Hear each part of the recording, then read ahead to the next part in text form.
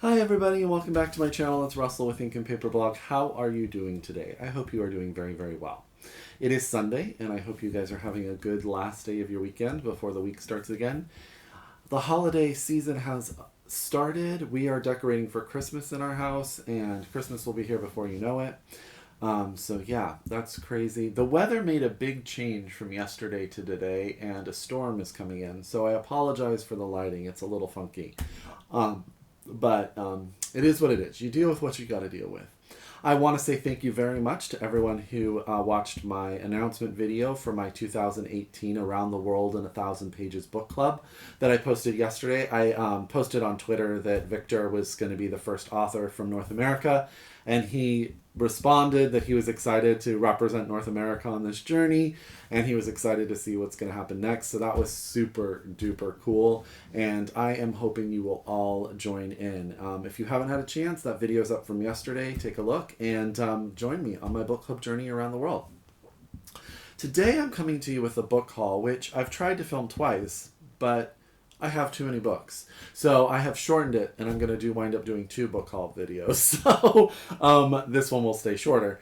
I wanted to ask you guys, though, so I do get Page Habit, which is a subscription service, which is fantastic. Which, when it comes, I'm super excited to open it. It is a box. It has gifts and goodies and books in it. Do you guys want me to open that in a video so you guys can see everything that's inside? Or do it like I'm doing it today, where it's just part of my book haul, so you can kind of see the literature portion that comes out?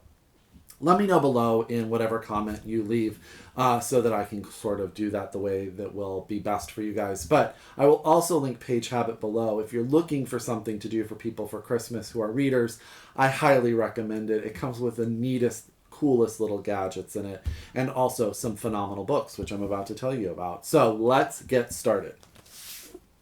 Actually, I'm going to do these 2 backwards. Okay, so 2 months ago, I got The Trick by Emanuel Bergmann in my box. Now, this is really cool because, as I told you guys, it comes with a letter from the author and it has sticky notes inside of it.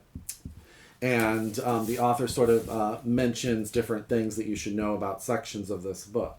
This is the story of, let me see, it starts in 1934 in Prague, and it's the story of the great Zabatini, who is a Jewish magician who has found out that he is Jewish just during the war, and really him being a magician is everything that saves him during the period of the war. Then you fast forward years later, there's a young boy named Max who finds out about the great Zabatini and starts watching videos about him.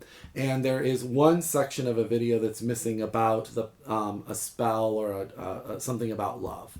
And his parents, Max's parents, are about to get a divorce. So he goes on a hunt to find the magician in order to learn how to do this to keep his family together. So, if that doesn't entice you enough, you can imagine that the magician is not all that excited about someone showing up on his door years and years later. So, I think it's going to have sort of that young boy, grumpy older man sort of aspect, which I just adore those kind of stories. But I do want to see if I can get the cover. But look at how cool this is. This is the little boy Max, and then the magician. And so I'm super excited to read this. This was in my Page Habit box 2 months ago, and that is The Trick by Emanuel Bergmann. And as I've told you in the past, the Page Habit boxes also come with little short stories. And this box came with Letter to the Lady of the House by Richard Bausch. This is the story of John on his 70th birthday. Him and his wife, they haven't been getting along. So he sits down to write an authentic letter to her. And that's the story. That's the short story. And this won the National Magazine Award for Fiction. The story won the National Magazine Award for Fiction in 1990 from the New Yorker. So it's probably going to be pretty good. I have to say I hate this cover, but I think the story sounds excellent. You know how I am about things with older characters. I love them. The book that came this month, which I'm super duper excited about, is Here in Berlin by Cristina Garcia.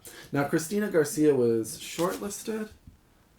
Was a finalist for the National Book Award for her novel Dreaming in Cuba. Now, I am going to read the blurb on this one because this is another one of those interconnected short story kind of and I don't even know if it's short stories, but there's a lot of characters that all of them come together, and I don't want to miss any of the parts because I think you guys will really like this book. I think it's up your guys' alley. So, it says, an unnamed visitor travels to Berlin with a camera looking for reckoning of her own. The city itself is a character, vibrant and post-apocalyptic, flat and featureless except for its rivers, its lakes, and its legions of bicyclists. Here in Berlin, she encounters a people's history. The Cuban teen, taken as a POW on a German submarine, only to return home to have a family who doesn't believe him. The young Jewish scholar hidden in a sarcophagus until safe passage to England is found. The female lawyer, haunted by a child of deprivation in a bombed-out suburbs of Berlin, who still defends those accused of war crimes. A young nurse with a checkered past who joins the Reich at a medical facility, more intent to dispense with the wounded than to heal them.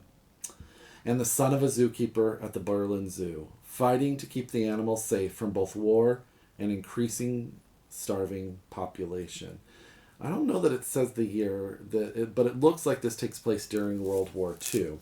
And there's little stickies just like all of them, and I think that sounds really, really good. So, Here in Berlin by Cristina Garcia.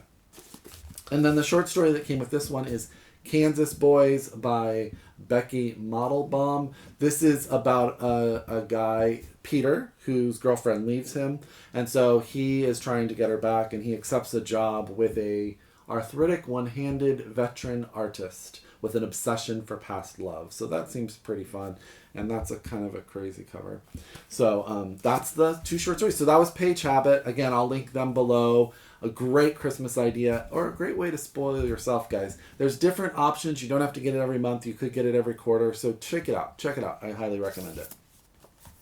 The next book that I'm going to talk to you about, I really don't have to say a ton about because it's been on BookTube a bunch. And that's Such Small Hands by Andreas Barba, translated by Lisa Dillman.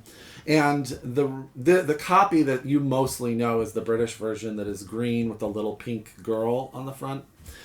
This is the American copy. It is put out by by Transit Books.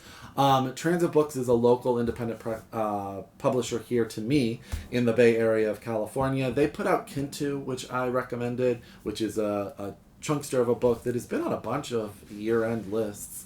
And then also they were the publisher of Swallowing Mercury, the U.S. version of that book, which was shortlisted for the Man Booker last year. Now, this is the story of a little girl who shows up at an orphanage and is an outcast. And I'll just read you the one line. It says, as Maria struggles to find her place, she invents a game whose rules are dictated by a haunting violence. Do you need to know more? I don't think you need to know more. This has been on Jen Campbell's channel, Mercedes' channel, Eric's channel, Simon's channel. So if you're looking for an actual review before you get it, all of them, I believe, have reviewed it. So they'll all give you their perspective. But I just think that the American cover is great, and it was signed, so I picked it up. The next book came to my pile because of The Reading Women with Kendra and Autumn. Now, Kendra has her own channel here on BookTube. If you are not subscribed, you really should be. I will link her below. I don't know how she reads as much as she does. And she and I buddy read The Accidental by Ali Smith, and it was phenomenal. So, but they had talked about this book, A Kind of Freedom, by Margaret Wilkerson Sexton, on their podcast.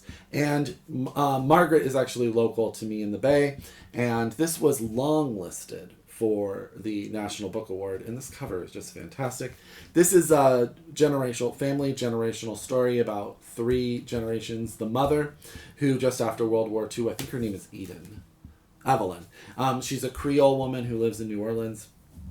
Just after World War II, she's from a very well-to-do family, but falls in love with a man from the wrong side of the tracks. It's about her daughter, who is a single mom, and the struggles of that years later. And then it's also about the son of her daughter, so her grandson, as he comes out of prison after Hurricane Katrina and starts growing marijuana, and his love for the art of growing marijuana. The last section just says, for Evelyn, Jim Crow is an ongoing reality, and in its wake, new threats spring up to haunt her descendants. A Kind of Freedom is an urgent novel that explores the legacy of racial disparity in the South through a poignant and redemptive family history. And Autumn and Kendra both raved about A Kind of Freedom, so I really say if they recommend it, you should probably love it. I'm telling you to read it. There you go. Add it to your TBR. I need a drink of water. Give me a minute. Sorry about that. The next book I'm going to tell you about is Less by Andrew Sean Greer. Now, I've read a number of books by Andrew Sean Greer. Probably my favorite by him is The Story of a Marriage, which is a fantastic novel about a marriage that has complications, and when you find out what's been going on in your marriage and you didn't realize, and sort of reevaluating yourself. He is a beautiful writer. He also wrote a fantastic book called something of Max Tivoli, The Confessions of Max Tivoli, which was sort of that play on the different aging story where the person ages differently, so things are told backwards and forwards, plays with time a lot. Both of them are very, very good. This is the story of Arthur Less. Arthur Less is 50 years old, a failed novelist, doesn't really know what to do with his life. He needs to just escape. So he decides to accept invitations to a bunch of different events. The first and foremost being the wedding of his ex-boyfriend to a new man. And this is the story of what this adventure to all of these events teaches our main character. It's supposed to be funny and charming and endearing, and I've never not liked anything by Andrew Sean Greer. He's just one of those authors that when he writes a book, he's just very comforting, and you just feel like you're in good hands. So, that's Less by Andrew Sean Greer. Now comes the classic in my stack, and that is Memento Mori by Muriel Sparks. Now, I have really enjoyed the two novels I've read by Muriel Sparks, The Prime of Miss Jane Brodie and The Driver's Seat. I've recommended The Driver's Seat to you guys before, and I was looking for what to read next. And so this is actually, you guys know my soft spot for stories about people who are older. We've already talked about this. But it says, in the late 1950s London, something uncanny besets a group of elderly friends. An insinuating voice on the telephone extorts each. Remember, you must die. Their geriatric feathers are soon thoroughly ruffled by the seemingly supernatural calls, and in the resulting flurry, many an old unsavory secret is dusted off. You guys, doesn't that sound so good in this cover? And I love myself some Muriel Sparks, so I'm glad and excited to get to this one. The next book is a shout out to a booktube friend of mine, and that is Britta Bohler over at The Second Shelf. Now, if you guys don't watch her channel, you really should. She is so smart. Now, Britta was an attorney at one point, and now she is a novelist. And I think this one was originally written in German. It's translated by... Oh, I'm sorry. It was written in Dutch. I'm sorry, Britta. It was written in Dutch and translated by Jeanette K. Ringgold. This is set in Germany, and it is about Thomas Mann. Now, I love myself a good fictional novel about a section of an author's life. The Master by Tolkien, I think. It wrote that one, which is about Henry James. Love that book. Edmund White wrote one about Hart Crane, which or Stephen Crane, not Hart Crane, Stephen Crane, which I'm totally blanking on the name of. But I like novels where an author takes a section and sort of fictionalizes part of it. And that is what Britta does to a section of Thomas Mann's life. Now, Thomas Mann is an author that I have never been able to really conquer because I think he's way too smart for me. But I'm really interested to see what Britta did with his story. And so that's The Decision by Britta Bohler, and I will link her channel down below. The last book I'm going to tell you about was sent to me by the publisher, Yellow Pear Press, and it is The Wrong Dog, An Unlikely Tale of Unconditional Love by David Elliot Cohen.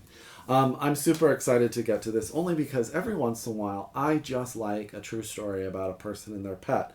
And this dog is so cute.